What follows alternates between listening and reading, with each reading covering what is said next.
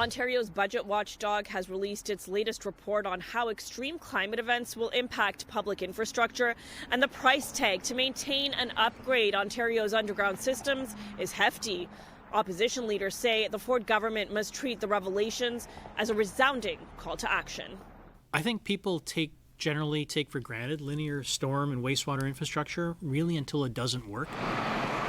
Because the infrastructure is underground and out of sight, to the public it's often out of mind. We forget that we have a second city underground.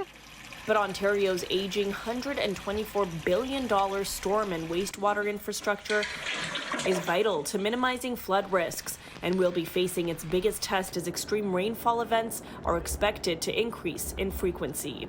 We have sewers in our cities that are 100 years old. When something does go wrong and there's a failure, you actually can lose your entire street. The impacts of failing infrastructure can be extreme. Flash flooding in Toronto in 2013 resulted in $940 million in damages, almost $1 billion for one flooding incident. In their report, the Financial Accountability Office of Ontario revealed in the short term, climate-related impacts from more extreme rainfall are projected to increase storm and wastewater infrastructure costs by nearly $700 million annually, for a total of $6.2 billion by 2030. It's not a matter of, if you're going to pay, it's a matter of when you're going to pay and how much you're going to pay. The infrastructure is owned by municipalities. Few of them have the resources to generate more revenue to keep up with the challenges ahead.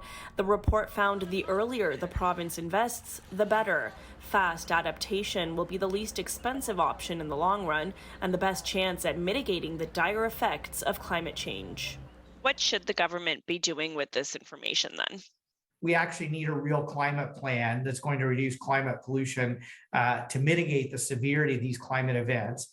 Ontario's Green Party leader tells us the government should also be creating a dedicated adaptation fund to make the province's public infrastructure climate ready and protect land that provides climate resilience, like the Greenbelt. The cost of that are only going to escalate if the Ford government continues on its path of dismantling environmental protections and opening sensitive environmental lands to development. The FAO had previously calculated maintaining transportation infrastructure and public buildings will add $20 billion to the climate bill by the end of this decade. Experts tell us upgrading these complex systems is difficult and there can be little political will. Because they're big projects, they have really big implications. They affect the community, the businesses. The projects can take a long time. In a statement, a spokesperson for the Minister of Infrastructure tells us in part, our government is investing over $159 billion towards new and existing infrastructure projects over the next decade, although they didn't specify how much of that money was allocated to storm and wastewater infrastructure. For City News, I'm Tina Yazdani.